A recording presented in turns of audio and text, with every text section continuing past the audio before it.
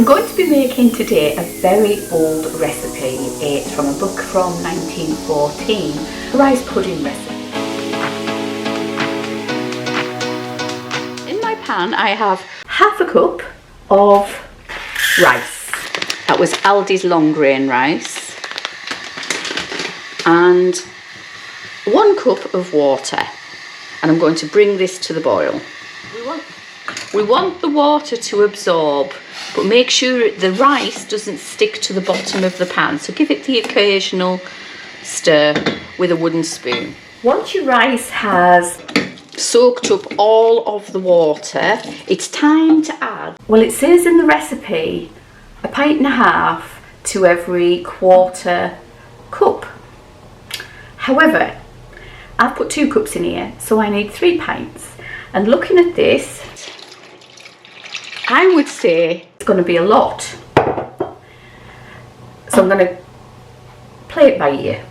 So we're going to add 1 pint to start off with, along with some flavourings. It says to add the flavourings as well. So I've got a bit of nutmeg and my microplane, and I'm going to just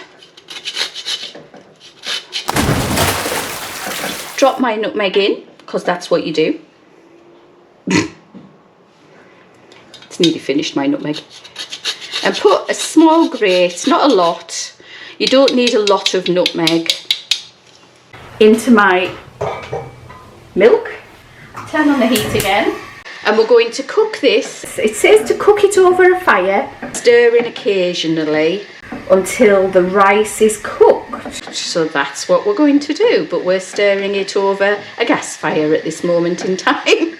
I'm going to make sure it's all off the bottom, because rice has a tendency to stick to the bottom of a pan. Now you can add lemon to this if you want. That is quite traditional, and it is what the recipe asks for. So I've put nutmeg in anyway, because that's what I've got in my store cupboard, so that's what I'm using. Sorry about the lighting.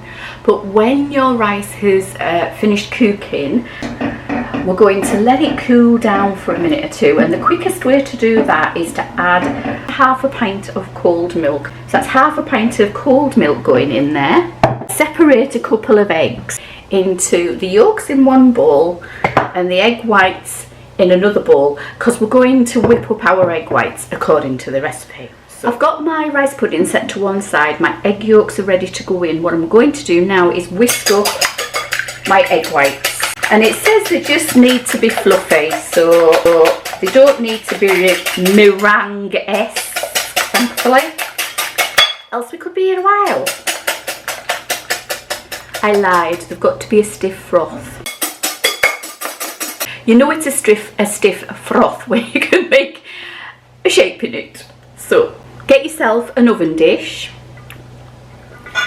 one big enough to take what you're going to be putting into it, of course. We're going to whisk our egg yolks together. We're going to put some sugar into our rice and our milk. So I've got some brown sugar that we had at Aldi, and it says roughly 2 tablespoons to 1 pint. So I put 1.5 pints in, so I'm going to use 3 tablespoons. And we're going to give that a stir through, because that will sweeten our rice up. And when you've done that, it's time to add your egg yolks. You need to add them quickly. Then once you've done that, put them all in. I have to say I am rather scared of this, so here we go.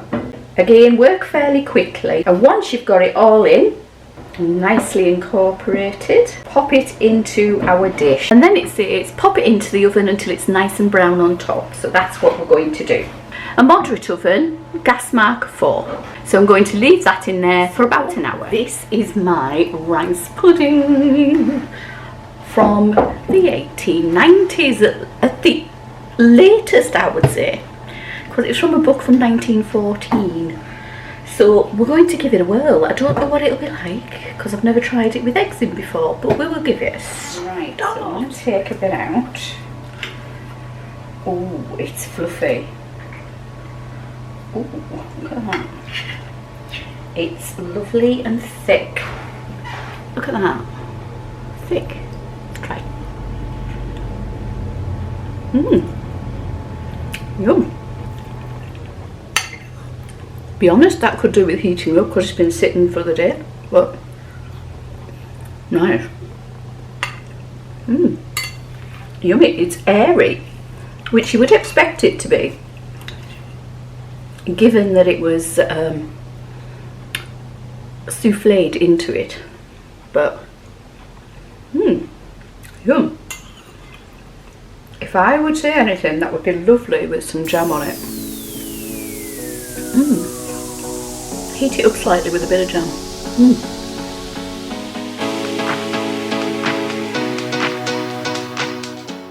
So I'm currently in the process of making my garlic, rosemary and squash pizza.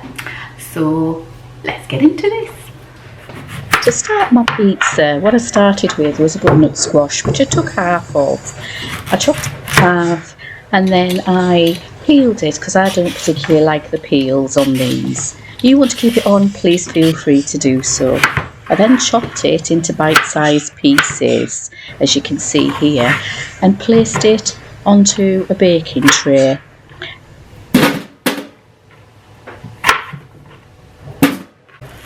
Once I've done that, I chopped 3 onions, removed all the skins obviously, and then top and tailed them. I then quartered them, as you can see here, and placed them with the butternut squash onto the baking sheet.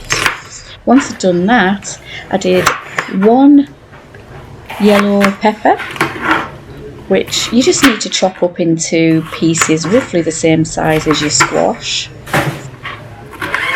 1 red pepper, which I again cut up into bite-sized pieces. It's up to you how big or small you make them. We are going to be roasting these, so once I'd done that, I took 2 carrots, which I peeled and then sliced into similar sized pieces as my squash, so that they would all roast evenly at the same time. Once I'd managed to get all that done and give it a bit of a mix up so that I could separate all the onion pieces, I then chopped about 3 sprigs of rosemary finely, as you can see here. Please remember to keep your hand on the top of a knife when you're doing this. And added about 2 tablespoons of garlic oil to a pestle and mortar, and about a teaspoon, what you like, of garlic granules. Now you can use fresh garlic if you wish in this one. Then added generous helping of salt and pepper to my pestle and mortar. Once I'd done this, I was looking at this thinking it didn't have enough herbs in it, so what I did was I went to my garden and got a few bits. I've got some oregano here and some more rosemary and a bit of thyme. You can use dried herbs if you don't have fresh herbs, it's not a problem. So I gave that a muddle and took down my tray of vegetables. And taking a teaspoon, pop it all over my vegetables. To make sure all my vegetables were covered evenly with the mixture, I gave it a mix with my hands. I then popped it in an oven on gas mark 6 for about half an hour until all the vegetables were soft. Okay, so I made my dough earlier and I've cut it into 4 because this serves 4, this does. And I'm putting some flour down on my brown paper. This is my parchment paper. I use a lot of parchment paper because it stops the mess. Okay, and I'm rolling out my dough. You can catch the recipe for this in the description box down below. I use it quite a lot because it's quick, it's easy, it's stuff I always have in, and to be fair, the result is so much better than buying flatbread yourself. My husband always says, "Ooh, that one's dry," and you know fine well it's not the one you've made. Roll it out the best you can. This is a family recipe, guys. Not, you know, I'm not a cordon bleu cook. I am a purely home cook. On this occasion, I have added to my dough mix some rosemary, just to carry along the flavours that we have in the pizza itself. Garlic would be nice in here, I haven't put any in. And I'm going to put some cheese on the bottom of this one. Instead of tomato, oopsie. This is double Gloucester cheese. It can be any cheese that you want. You know, you could put tomato sauce on the bottom. This is your pizza, you do as you will. I'm just showing you another way to use butternut squash up. Normally I put butternut squashes in soups, to be fair. So this is nice to have it something different. And I'm just going to pop these on top of the pizza in any haphazard form. We're not going to call it specific, are we? As I keep saying, this is a homemade pizza. You don't have to use what I've used. You could use whatever you want. Bit of carrot going in there as well. There you go. I'm going to put a little bit of cheese on top because my husband likes his cheese. I'm not a big fan of loads of cheese, but there we go. And I'm going to sprinkle on there a little bit of oregano from my store cupboard. So I'm just going to sprinkle a tiny amount of oregano, whatever you want to call it, on there, just to carry on the pizza vibe. And that's going to go into an oven at the hottest you can get it, and it needs to have been heating up for at least 10 minutes before you put your pizza in the oven, otherwise your pizza won't cook. Make sure that the tray that you're going to use has been in the oven for at least 5 minutes and is piping hot before you put your pizza base onto it. Then pop your pizza base on and put it in the oven for 10 minutes. And this is what it looks like when it comes out the oven. Pop it onto a board.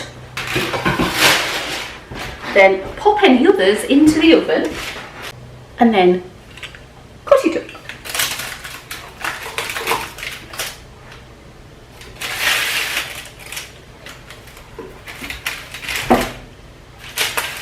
And then shout on your beloved for his tea. So, here is my rosemary and squash pizza with a rosemary dough.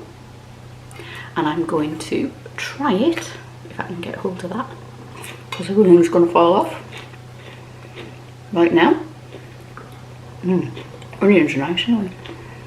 So let's give it a whirl. It's lovely and crispy on the outside. Yeah. Soft in the middle.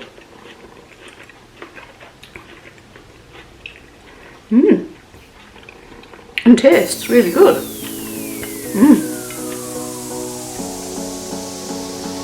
Give it a whirl.